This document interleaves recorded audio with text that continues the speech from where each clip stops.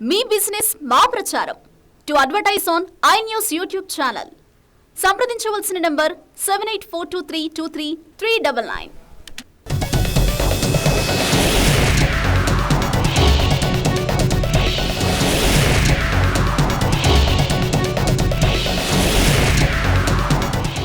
రాజ్యసభ ఎన్నికల్లో బీజేపీ సరికొత్త వ్యూహం అమలు చేస్తోంది. అయితే ఈసారి పలువురు కేంద్ర మంత్రులకు సైతం మరోసారి రాజ్యసభ నామినేషన్ కు అవకాశం కల్పించడంతో బీజేపీ వ్యూహం ఏమిటనే దానిపై రాజకీయ వర్గాల్లో చర్చ జరుగుతోంది.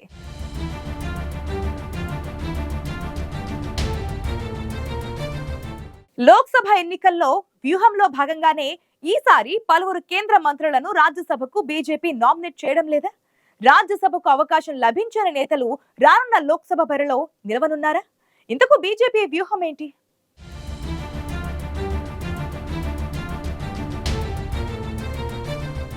ఈ ఏడాది ఏప్రిల్ నెలలో ఖాళీ అవుతున్న 56 రాజ్యసభ స్థానాలకు కేంద్ర ఎన్నికల సంఘం ఈ నెల 27న ఎన్నికలు జరిపించేందుకు షెడ్యూల్ విడుదల చేసింది. రాజ్యసభ ఎన్నికల్లో పోటీ చేసేందుకు నామినేషన్ల దాఖలు గడువు ముగిసిపోయింది.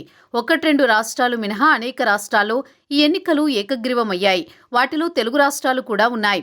మొత్తం 56 స్థానాలు ఏప్రిల్ నెలతో ఖాళీ అవుతున్న నేపథ్యంలో కేంద్ర ఎన్నికల సంఘం ఈ నెల 27న ఎన్నికలు జరిపేందుకు షెడ్యూల్ విడుదల చేసి నోటిఫికేషన్ జారీ చేసింది. ఈ 56 స్థానాల్లో ఆయా రాష్ట్రాల్లో శాసనసభ్యుల సంఖ్యాబలం ప్రకారం బీజేపీ గెలిచేందుకు ఆస్కారమున్న 28 స్థానాలకు అభ్యర్థులను ప్రకటించింది. పదవీకాలం ముగిసిపోతున్న వారిలో అరడజనుకు పైగా కేంద్ర మంత్రులు, పార్టీ జాతీయ అధ్యక్షుడు సహా జాతీయ స్థాయి నేతలు ఉన్నారు. అయితే వారిలో కేవలం 4 మాత్రమే మరో దఫా రాజ్యసభకు కొనసాగిస్తూ 24 కొత్త ముఖాలకు చోటు కల్పించింది బీజేపీ.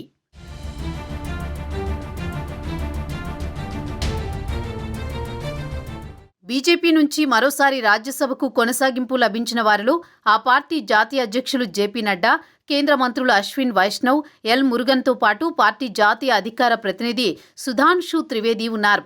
అయితే మరోసారి రాజ్యసభకు రీనామినేట్ కాని ముఖ్య నేతల జాబితా చాలా పెద్దగా ఉంది. ఈ జాబితాలో కేంద్ర మంత్రులు ధర్మేంద్ర ప్రధాన్, భూపేంద్ర యాదవ్, రాజీవ్ చంద్రశేఖర్, డాక్టర్ మన్సుఖ్ మాండవీయ, పరుషోత్తం రూపాలా, నారాయణ్ ఠానీ, వి మురళీధరన్తో పాటు పార్టీ సీనియర్ నేతలు అనిల్ బలూని, మాజీ మంత్రి ప్రకాష్ జవదేకర్, బీహార్ మాజీ deputy CM Sushil Kumar Modi, BJP జాతీయ ఉపాధ్యక్షులు సరోజ్ పాండే సహా తెలుగు ఎంపీలు జీవీఎల్ నరసింహారావు, సీఎం రమేష్ తదితరులు ఉన్నారు. వీరందరినీ ఎందుకు మరోసారి రాజ్యసభకు నామినేట్ చేయలేదన్నది ఇప్పుడు హాట్ టాపిక్గా మారింది. అయితే కేంద్రంలో మరోసారి బీజేపీ అధికారంలోకి వస్తే ఈ జాబితాలోని నేతలకు మంత్రివర్గంలో చోటు లభిస్తుందా లేదా అన్న సందేహం కూడా కలుగుతోంది.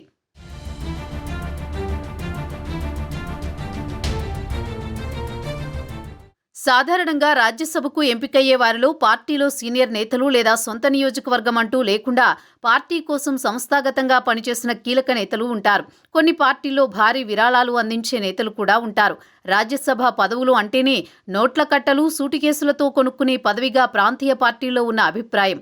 అయితే వాటి సంగతి ఎలా ఉన్నా బీజేపీ తీసుకునే ప్రతి నిర్ణయం వెనుక రాజకీయ వ్యూహం దాగి ఉంటుంది. సుదీర్ఘ పాలనా అనుభవం కలిగిన ఐఏఎస్, ఐపీఎస్, ఐఎఫ్ఎస్ వంటి ఆల్ ఇండియా సర్వీస్ అధికారులను కేంద్ర మంత్రివర్గంలోకి తీసుకున్న మోదీ ప్రభుత్వం ఆ మంత్రి పదవిలో కొనసాగించేందుకు వీలుగా వారిని వేర్వేరు రాష్ట్రాల నుంచి రాజ్యసభకు నామినేట్ చేస్తూ వచ్చింది. కేంద్ర మంత్రులుగా ఉన్నవారు పార్లమెంట్ ఉభయ సభల్లో ఏదో ఒక సభ నుంచి సభ్యుడిగా ఉండాలి. కేంద్ర మంత్రివర్గంలో ఉన్న మాజీ బ్యూరోక్రాట్ల జాబితాలో విదేశాంగ శాఖ మంత్రిగా, ఆ శాఖలోనే సుదీర్ఘకాలం పనిచేసి ఫారిన్ సెక్రటరీగా పదవీ విరమణ పొందిన ఎస్ జయశంకర్ సహా ఒడిషా కేడర్ ఐఏఎస్ అధికారి అశ్విని వైష్ణవ్, ఆర్కే సింగ్, హర్దీప్ సింగ్ పురి తదితరులు ఉన్నారు.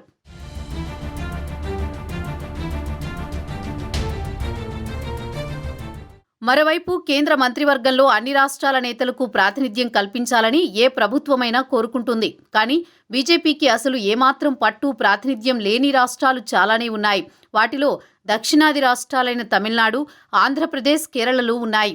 ఆయా రాష్ట్రాల్లోని పార్టీ సీనియర్ నేతలను తమకు బలమున్న రాష్ట్రాల నుంచి రాజ్యసభకు నామినేట్ చేసి వారిని మంత్రివర్గంలోకి తీసుకుంటోంది బీజేపీ. ఈ జాబితాలో తమిళనాడుకు చెందిన ఎల్ మురుగన్, వి మురళీధరన్లు ఉన్నారు. ఈ ఏప్రిల్తో నెలతో పదవీకాలం ముగుస్తున్న పలువురు కేంద్ర మంత్రులు ఉన్నప్పటికీ వారిలో కేవలం అశ్విని వైష్ణవ్, ఎల్ మురుగన్కు మాత్రమే మరో దఫా రాజ్యసభకు నామినేట్ అయ్యే అవకాశం దక్కింది. మిగతా కేంద్ర మంత్రులు సహా రీనామినేషన్కు అవకాశం లభించని రాజ్యసభ సభ్యులందరూ కూడా త్వరలో జరగనున్న లోక్సభ ఎన్నికల్లో పోటీ చేయాల్సి ఉంటుంది. ఈ విషయాన్ని ఆయా నేతలకు పార్టీ అధిష్టానం 3 ఏళ్ల క్రితమే స్పష్టం చేసినట్లు తెలుస్తోంది.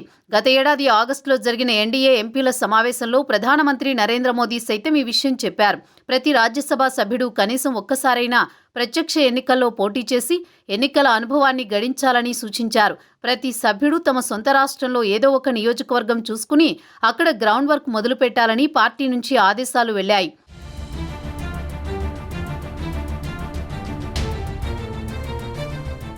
2019 లోక్సభ ఎన్నికల్లో బీజేపీ గెలుపొందలేకపోయిన నియోజకవర్గాల్లో రాజ్యసభ సభ్యులు గ్రౌండ్ వర్క్ చేసుకుని లోక్సభ అభ్యర్థులుగా బరిలోకి దిగాలని ఇప్పటికే పార్టీ ఆదేశించింది. పార్టీ ఆదేశాల మేరకే పలువురు నేతలు లోక్సభలో పోటీ కోసం గ్రౌండ్ సిద్ధం చేసుకుంటున్నారని టాక్ వినిపిస్తోంది. ఈసారి రాజ్యసభ ఎన్నికల్లో ప్రకటించిన 28 మందిలో 24 మంది కొత్తవారే ఉండడం విశేషం. మహిళలకు రాజకీయాల్లో అవకాశాలు మరింత పెంచేందుకు వీలుగా మహిళా రిజర్వేషన్ బిల్లును పాస్ చేసిన బీజేపీ ప్రభుత్వం తాజా జాబితాలోనూ మహిళా నేతలకు చోటు కల్పించింది. మహిళా మోర్చాలో చురుగ్గా పనిచేసిన ధర్మశీల గుప్తకు బీహార్ నుంచి, మేధా కులకర్ణికి మహారాష్ట్ర నుంచి, మాయా నరోలియాకు మధ్యప్రదేశ్ నుంచి రాజ్యసభకు నామినేట్ చేసింది. మొత్తంగా 28 మందిలో 5 మహిళలకు చోటు కల్పించడంతో పాటు సామాజిక సమీకరణాలకు కూడా పెద్దపీట వేసింది బీజేపీ.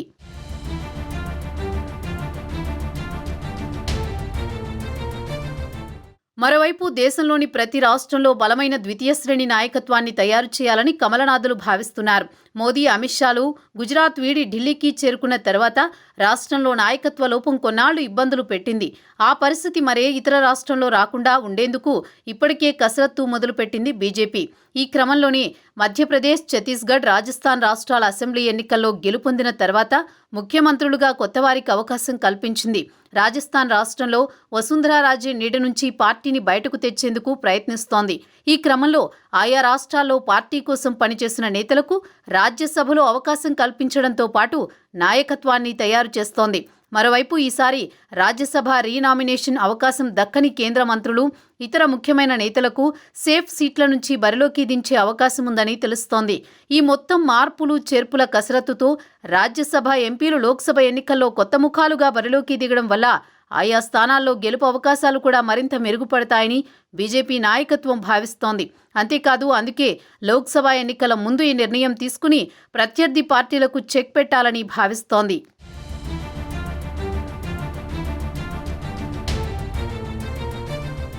రాజ్యసభ సభ్యుల నామినేషన్ల విషయంలో ఈసారి బీజేపీ సరికొత్త వ్యూహంతో ముందుకు వెళుతోంది. రాజ్యసభ సీటుతో కేంద్ర మంత్రులుగా ఉన్న పలువురు నేతలను మరోసారి రాజ్యసభకు నామినేట్ చేయకపోవడంతో వారంతా లోక్సభ ఎన్నికల బరిలో నిలవనున్నట్లుగా తెలుస్తోంది.